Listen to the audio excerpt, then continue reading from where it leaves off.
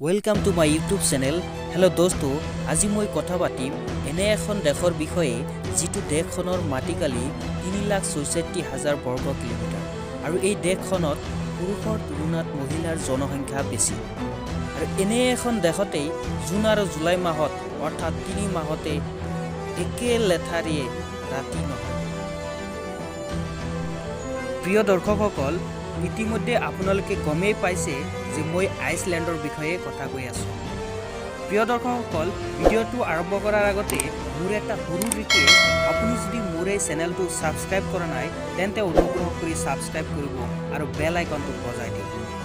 তো ব্লগ আজিৰ ভিডিঅ'টো আৰম্ভ কৰোঁ। আইচলেণ্ডত পুৰুষৰ তুলনাত মহিলাৰ জনসংখ্যা বেছি হোৱাৰ কাৰণে ইয়াতে পৰ্নোগ্ৰাফি ভিডিঅ'সমূহ ইতিমধ্যে বেন কৰি দিয়া হৈছে।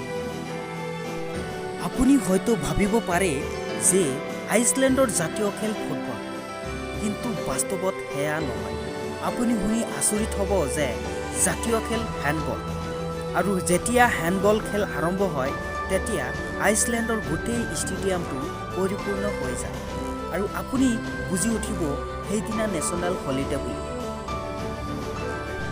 প্ৰিয় বন্ধু বান্ধৱীসকল, আইচলেণ্ডত কেতিয়াও আপুনি বন জংঘল দেখিবলৈ নাপাব আৰু ইয়াৰ লোকসকলে যথেষ্ট পৰিমাণে শিক্ষিত আৰু ইয়াৰ পৰাই অনুমান কৰিব পাৰি যে প্ৰতি 10 জনৰ এজনে কিতাপ লিখি উলিয়াই পাব্লিছ কৰে।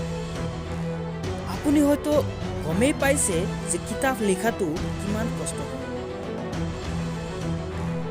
আইচলেণ্ডৰ 95% উৰ্বান এৰিয়াত অৰ্থাৎ টাউন এৰিয়াত বসবাস কৰে আৰু বাকী 5% ৰুৰেল এৰিয়াত বসবাস কৰে।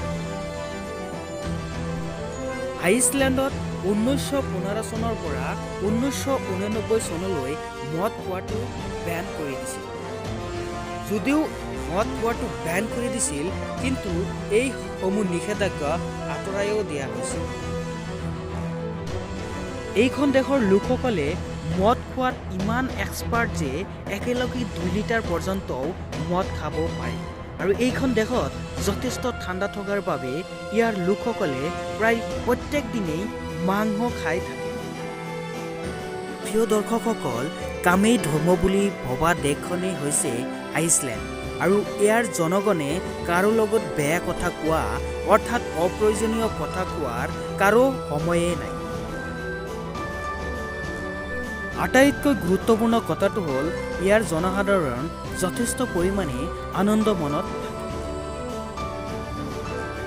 আইচলেণ্ডৰ স্কায়াৰ প্ৰডাক্টটো যথেষ্ট পৰিমাণে ফেমাছ হয় আৰু এই খাদ্যত দেখাত একেবাৰে দৈৰ দৰে আৰু এই খাদ্যত কেতিয়াও ফেটছ নহয় আৰু যথেষ্ট পৰিমাণে প্ৰটিন থাকে।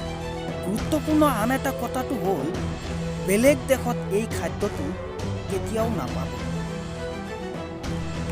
প্ৰিয় দৰ্শকসকল, মোৰ এই ভিডিঅ'টো চাই আপোনালোকৰ কেনেকুৱা লাগিল অনুগ্ৰহ কৰি মূল্যৱান কমেণ্ট কৰি জনাব পাৰে আৰু ইমানখিনি সময় দিয়াৰ বাবে অশেষ ধন্যবাদ।